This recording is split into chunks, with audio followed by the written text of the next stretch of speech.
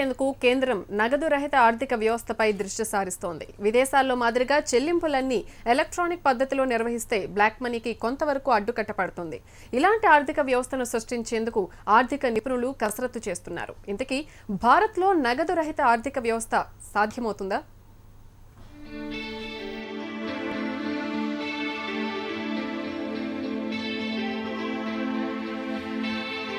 భారత్లో ఎక్కువ శాతం క్రయ విక్రయాలు లావాదేవీలన్నీ నగదు రూపంలోనే ఉంటాయి. ఇప్పుడిప్పుడే డెబిట్, క్రెడిట్ కార్డులు వాడటం పెరుగుతోంది. కానీ పూర్తి స్థాయిలో నగదు రహిత ఆర్థిక వ్యవస్థ సృష్టించడం అంటే మాటలు కాదు. 2000-2001లో దేశంలో చలామణిలో ఉన్న పెద్ద నోట్లు 30%. ఇప్పుడది 85% పెరిగింది. 2013 నుంచి 2016 మధ్యలో బ్యాంకు డిపాజిట్లలో పెరుగుదల కంటే ప్రజల్లో చలామణిలో ఉన్న నగదే ఎక్కువగా ఉంది.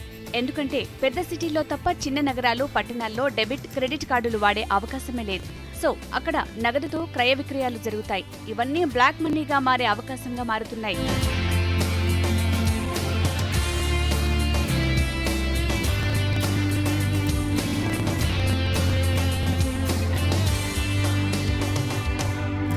మన దేశంలో అధికారిక ఆర్థిక వ్యవస్థతో పాటు అనధికారిక ఆర్థిక వ్యవస్థ కూడా ఉంది. ఈ వ్యవస్థను నడిపించేది నల్ల కుబేరులే. ఆదాయపు పన్ను ఎగవేసే వారి సంఖ్య ఎక్కువగా ఉంది. మన దేశంలో ఏటా ఆదాయపు పన్ను చెల్లించే వారి సంఖ్య మొత్తం జనాభాలో 1% అంటే నమ్మక తప్పని పరిస్థితి. అనధికారిక ఆర్థిక వ్యవస్థ మన జీడీపీలో 20-25% మధ్యలో ఉంది.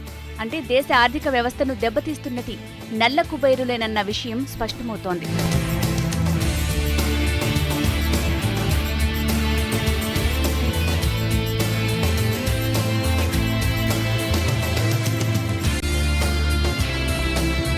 పెద్ద నోట్ల రద్దు నిర్ణయం వెనుక మరో వ్యూహం కూడా దాగుంది. 1000 నోటు రద్దు చేసి ఆ స్థానంలో 2000 నోటు తేవడంపై కొన్ని విమర్శలు వెల్లువెత్తాయి. కానీ నగదు రహిత ఆర్థిక వ్యవస్థ నెలకొల్పాలన్న ఉద్దేశంతోనే ప్రభుత్వం ఆ దిశగా అడుగులేస్తోంది. అధిక విలువగల నోట్ల సంఖ్య, విలువ భవిష్యత్తులో ఇప్పుడున్నంత అధికంగా అయితే ఉండే అవకాశం లేదు. ప్రస్తుతం ఉన్న నగదులో అత్యధికంగా 85% పెద్ద నోట్లే ఉన్నాయి. మున్ముందు పెద్ద నోట్లు ఉన్నప్పటికీ ఇది 50%కో లేక ఇంకా తక్కువకో పడిపోయే అవకాశం ఉంది. ఆ సందర్భంలో నగదు లావాదేవీలు తగ్గి బ్యాంకు ద్వారా లావాదేవీలు పెరుగుతాయి.